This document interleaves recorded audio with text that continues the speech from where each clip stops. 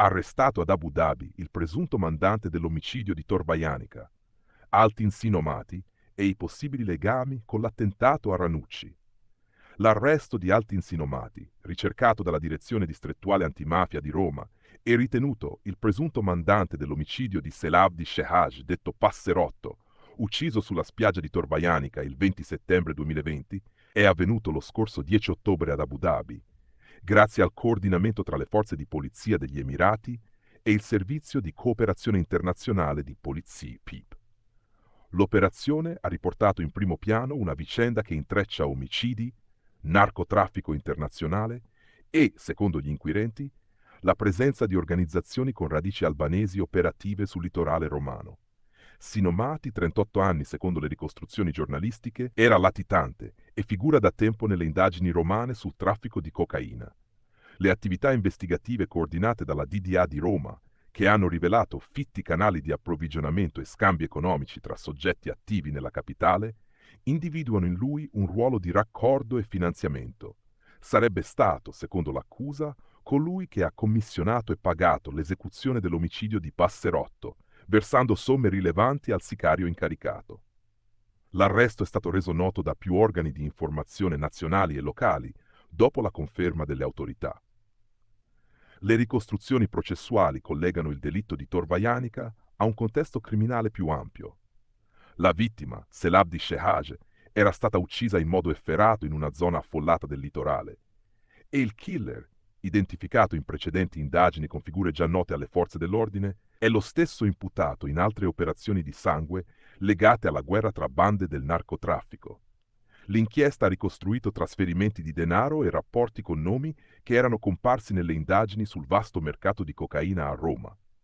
Tra questi emergono riferimenti a figure come Giuseppe Molisso e Leandro Bennato, ritenute parte della rete smantellata negli ultimi anni. Secondo gli atti e gli elementi divulgati dalla stampa, la strategia del gruppo investigativo ha sfruttato segnalazioni internazionali e le banche dati di cooperazione di polizia per trovare sinomati negli Emirati. L'uomo, descrivono gli articoli, si era trasferito all'estero presumibilmente per sottrarsi all'azione giudiziaria, ma non ha eluso la retracciabilità. Localizzato e fermato, ora dovrà affrontare le procedure di estradizione e le contestazioni formulate dagli uffici romani. Le autorità italiane sottolineano la componente transnazionale del traffico di stupefacenti, che ha nel litorale laziale un punto di scambio particolarmente attivo e che spesso si avvale di canali e basi operative fuori dai confini nazionali. L'arresto di Sinomati si inserisce in un quadro investigativo già sensibile per un altro fatto che nelle ultime settimane ha tenuto alta l'attenzione pubblica: l'attentato esplosivo che ha danneggiato l'auto del giornalista Sigfrido Ranucci, conduttore della trasmissione d'inchiesta Report. Il collegamento tra i due fatti non è automatico, ma gli inquirenti stanno valutando piste che riconducono a gruppi criminali con presunti legami albanesi attivi nella zona di Pomezia e Torvaianica, aree al centro di diverse indagini sul narcotraffico. Alcune cronache sottolineano come la vicinanza geografica. L'esplosione è avvenuta nelle vicinanze della residenza di Ranucci a Campo Ascolano. E il contenuto degli accertamenti sulle minacce subite dal giornalista rendano necessarie verifiche approfondite sul possibile intreccio fra intimidazioni e interessi illegali convergenti su quel territorio.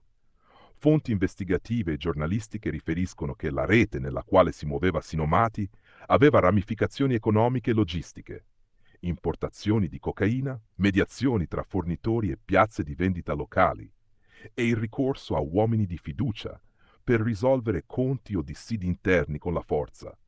In più occasioni gli inquirenti hanno documentato transazioni finanziarie consistenti tra i protagonisti della scena criminale romana, movimenti che, stando agli atti, avrebbero finanziato anche atti di violenza o ritorsioni contro chi sottraeva soldi o mancava agli accordi. È questo intreccio denaro-narcoviolenza che gli investigatori intendono disarticolare con arresti mirati e provvedimenti giudiziari. L'impatto sociale e giudiziario dell'operazione è duplice. Da una parte colpisce la testa di una rete considerata centrale per l'approvvigionamento della cocaina nella capitale. Dall'altra pone domande sulle ricadute in termini di sicurezza per le comunità costiere e la stampa d'inchiesta che da anni documenta le dinamiche del crimine organizzato. I commenti politici e sindacali hanno condannato l'attentato a Ranucci e manifestato sostegno ai magistrati e alle forze dell'ordine impegnate nelle indagini. L'attenzione pubblica resta alta anche sul fronte dei possibili sviluppi giudiziari legati all'estradizione e alle contestazioni penali rivolte a Sinomati. Restano però numerosi punti aperti.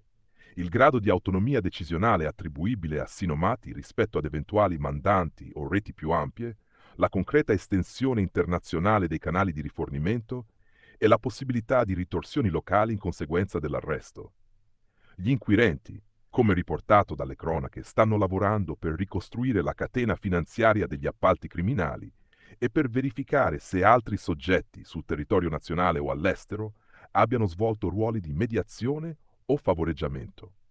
Le analisi dei video, delle celle telefoniche e dei flussi monetari saranno decisive per trasformare i sospetti in prove solide in vista dei processi. La cattura di Sinomati è dunque un capitolo significativo in una vicenda che intreccia criminalità organizzata, omicidi e intimidazioni.